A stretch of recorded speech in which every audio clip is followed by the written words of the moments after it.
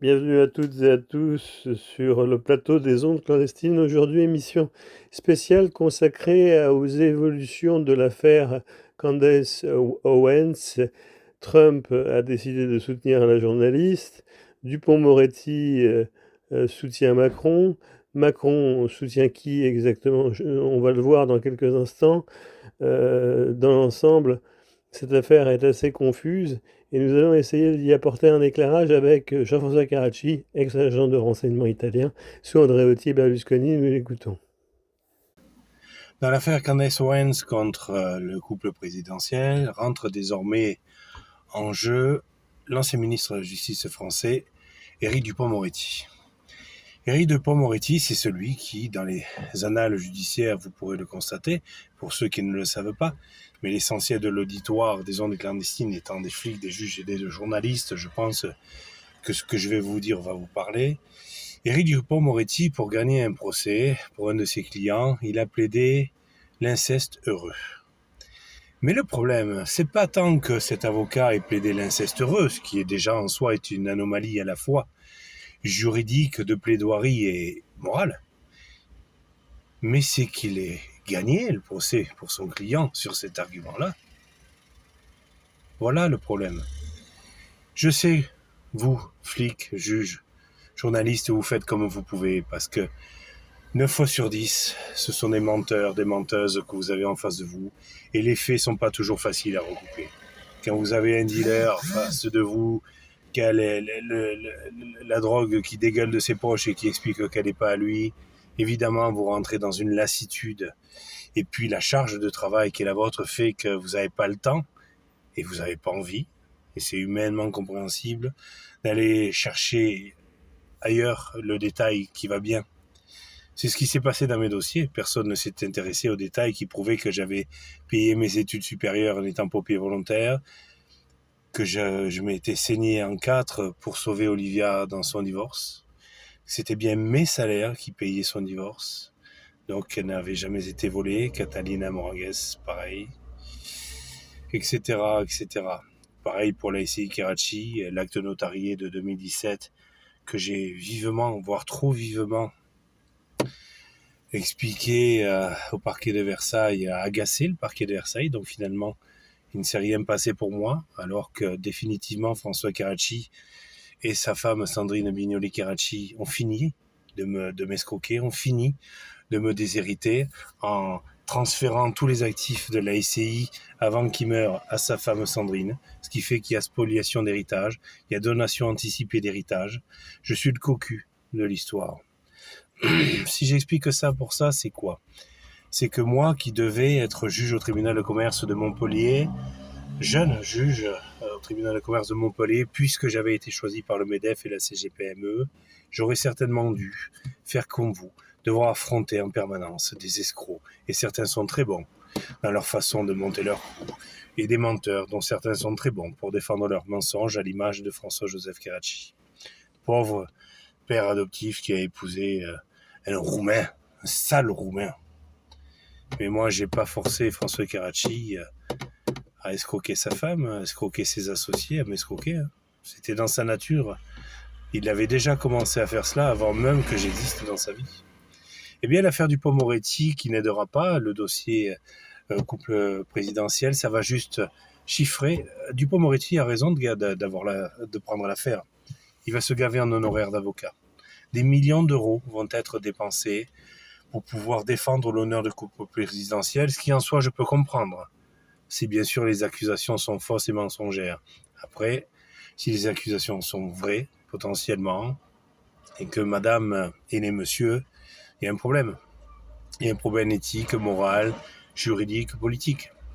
Et ce n'est pas Dupond-Moretti, dont je sais qu'il n'est pas un grand avocat, parce que par le bonheur de la justice française, j'ai côtoyé pendant 4 mois et 4 jours beaucoup de voyous, des petits comme des grands, et tous s'accordaient à dire que Dupond-Moretti n'est pas excellent. Balkany, qui avait comme Dupond-Moretti comme client, comme avocat, pourra en témoigner. Mais c'est comme ça. Les grands avocats sont souvent plus les grandes gueules que les grands juristes. Jacques Barbe, l'avocat que j'ai eu, qui m'a permis au départ de gagner des procès contre François-Joseph Karachi, était un très bon avocat, mais à la Colombo, un air débile, sans charisme et sans courage. À la différence de Colombo, qui dans les épisodes a du courage, Barbe, quand il a fallu qu'il témoigne en ma faveur devant Jacques Martin Bâtonnier, il ne l'a pas fait. Alors que Jacques Barbe avait reçu la même proposition que moi, de monter une boutique de fusion-acquisition en 2005 pour gérer les fusions-acquisitions de Berlusconi. Donc oui, je devais m'associer le plus honnêtement du monde à Jacques Barbe, avocat. Il devait être l'avocat, je devais être le consultant pour gérer les fusions-acquisitions du groupe Mediaset pour Berlusconi. Mais être un grand avocat et être un grand homme sont deux choses parfois très différentes. C'est ainsi. On a fait de Badinter un grand homme parce qu'il a fait passer une loi qui est restée dans l'histoire. Est-ce que Badinter était un grand avocat ou est-ce qu'il était un grand homme? C'est pas moi qui répondrai à cette question. Donc, l'inceste heureux. Mais on a eu Patrick Sébastien, présentateur télé, qui adore se faire sucer, semble-t-il, devant ses spectateurs en plein spectacle avec des enfants présents. C'est la vidéo qui tourne depuis hier sur TikTok. Eh bien, il est beau, le vieux crooner de 70 balais. Patrick Sébastien a fait un film, Mourir d'aimer ou Elle t'aimait à mourir, où en fait, dans le film, il a expliqué à une femme violée qu'elle devait comprendre l'amour débordant de son violeur et accepter cela. Et le film fait que la femme le scénario fait que la femme doit tomber amoureuse de son violeur parce qu'il l'aime tellement. On est dans ces réalités-là qui s'imposent à nous. Sauf que ce film-là, Patrick Sébastien, il l'a écrit, il l'a imaginé, mais quelqu'un l'a produit, France Télévisions, l'État, quelqu'un l'a distribué, les grands distributeurs que l'on connaît, etc., etc. Donc il y a un moment donné, et c'était pas une critique de la société, c'était un hommage à l'amour débordant. Il y a un moment donné, on est choqué des choses, mais les réponses apportées à cela, c'est quoi? Donc Dupond-Moretti, il a été ministre, il a été le ministre conseiller. Il a été condamné, en même temps jugé irresponsable de ses faits. Il ne connaissait pas la loi. Donc pour tout un chacun, nul n'est censé ignorer la loi. Mais pour un mec qui est avocat, qui devient ministre de la Justice, il y a une décision du Conseil supérieur de la magistrature qui explique « mais il ne savait pas qu'il faisait quelque chose d'illégal ». Ben si, puisqu'on est tous censés ignorer la loi. Ne pas ignorer la loi. On est tous censés connaître parfaitement, dès la naissance, le code civil et le code pénal, absolument en totalité. Moi, par exemple, quand j'ai créé la boîte Finroi avec mon associé chinois Shenfei, qu'elle est devenue associée, et que j'ai en effet transféré de l'argent de mon compte commun, Olivia et Jean-François, pour la sauver financièrement, on m'a expliqué que j'avais volé Olivia. Ben, si j'ai volé Olivia, vu que j'ai investi en compte commun Olivia et Jean-François, je me suis volé moi-même. On refait pas l'histoire, on refait pas les procès, c'est vrai. Sauf que tout ça a eu lieu au pied de la tombe de mon fils.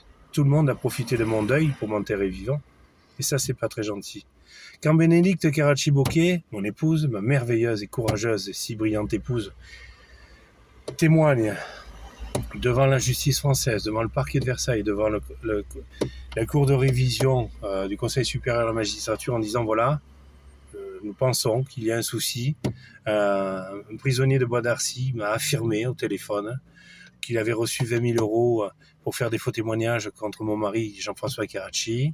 Et donc, on peut supposer que l'audience d'octobre 2019 est entachée d'irrégularité, puisque les témoins et les preuves présentées contre Jean-François Karachi semblent avoir été achetées, au dire de ce détenu de Bois d'Arcy. Eh bien, la Cour de révision du Conseil d'administration explique que ce n'est pas un fait, ce n'est pas un événement. Donc, pas d'enquête. Circuler, il n'y a rien à voir. Nous, on n'a pas demandé à ce détenu d'affirmer cela sur écoute téléphonique. On lui a acheté la puce téléphonique du numéro de téléphone où cet homme détenu aurait eu une discussion avec l'avocat de la partie adverse, où le deal aurait été établi par écrit, par texto. Nous avons proposé au parquet de Versailles et à la cour de révision du Conseil supérieur de la magistrature de s'occuper de ça, de regarder les fadettes. Peut-être y a-t-il eu enquête. Mais s'il y a eu enquête, comment ça se fait qu'elle n'a pas abouti sur quelque chose? Puisque moi, je les ai vus, ces textos. Je les ai vus, ces échanges entre ce détenu et cet avocat de Versailles. Je les ai vus de mes yeux vus. Donc les fadettes sont censés les avoir figés. Je suis un ancien mec du renseignement en Italie. Je sais ce que c'est des fadettes. Je sais ce que c'est des écoutes téléphoniques. Je sais ce que c'est mettre des cellules sur écoute. Mais je sais aussi qu'on ne garde que les preuves qui intéressent. On ne garde que les enregistrements qui intéressent. Et que les témoins qui intéressent. Et puis les autres, on oublie. On s'en souvient pas. Ou c'est pas marquant, c'est pas suffisant. Alors, sur l'affaire Candace Owens, moi, je ne trancherai pas la question de savoir ce qu'il en est. Ce qui est sûr, c'est que la justice américaine ne fonctionne pas comme la justice française. C'est-à-dire que Candace Owens, au nom du premier amendement, a le droit de dire ce qu'elle veut. Tout simplement. Et d'ailleurs, elle le dit. Je dis ce que je veux, prouvez-moi le contraire. Ce n'est pas Candace Owens à prouver que ce qu'elle dit est vrai. Ce qui est très différent avec le droit français. Le couple présidentiel veut sauver son image, dont acte. Si nos impôts leur permettent ça, si en effet ils sont malmenés, ce sera normal que le peuple français soit solidaire de son couple présidentiel. Mais si par contre, à tout hasard, le couple présidentiel nous l'a fait à l'envers depuis le départ, depuis 8 ans, eh bien là, il faudra faire quoi? Il faudra demander quoi? Un procès devant la Cour de justice de la République? Ok. Mais si c'est pour, comme avec notre présidente de la Banque Centrale Européenne, Christine Lagarde, qui a été jugée coupable des faits dans l'affaire Tapie, mais qui a été jugée, qui a été dispensée de peine au nom du service rendu à la France et au nom de ses hautes fonctions, eh bien voilà. Comment se fait-il que Christine Lagarde, qui a été reconnue coupable mais ne devant pas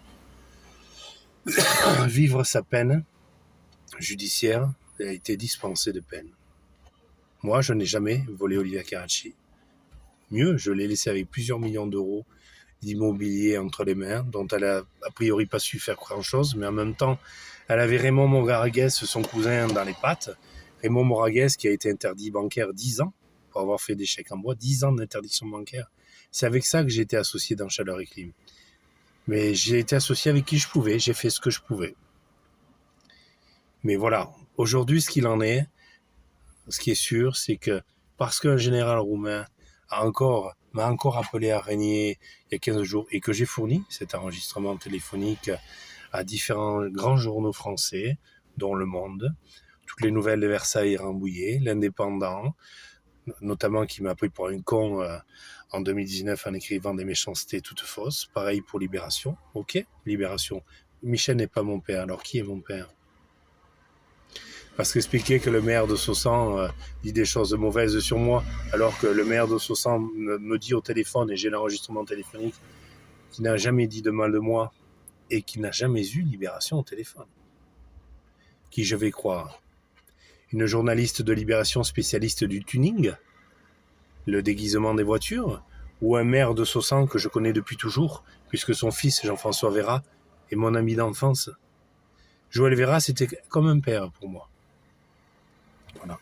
Eh bien, l'intérêt de tout ça, c'est que est-ce que Dupond-Moretti va réussir à nous imposer une réalité inacceptable, mais où on devra fermer sa gueule?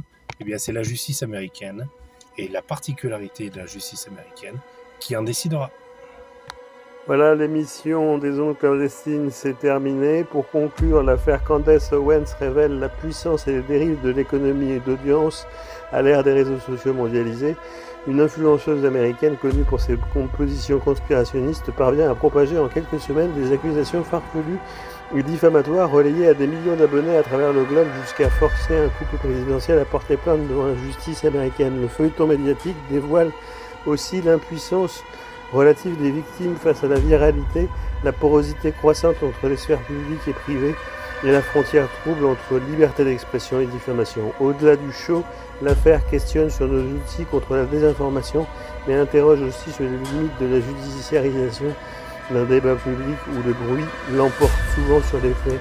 Si Candace Owens promet épisode après épisode des révélations toujours plus fracassantes dans des faits, ces enquêtes révèlent surtout de la stratégie du doute et du scandale permanent. Peu de preuves, beaucoup de spéculations et un appel permanent au soutien financier de sa communauté.